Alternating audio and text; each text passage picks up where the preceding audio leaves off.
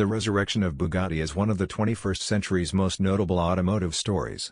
Aristocratic, artistic, and more than a little arcane, Bugatti was a pre-war marque that mastered luxury, design, and motorsport, the creator of Grand Prix winners, and arguably the most lavish motorcar ever made, in the shape of the early 1930s Type 41 Royale.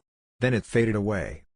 It was the late Ferdinand Piëch, the monomaniacal kingpin of the Volkswagen Group, who bought the rights to the name and returned the brand to glory with 2005's Veyron and its successor, the Chiron.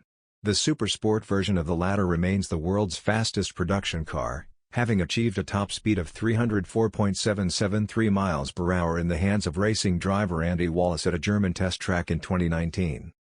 How do you follow that, especially in a world in which 2,000 horsepower electric hypercars have comprehensively rearranged expectations?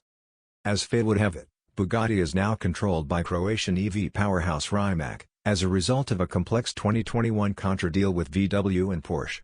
So you'd be right to wonder what kind of encore wonderkind mate Rimac would devise for the 114-year-old French legend.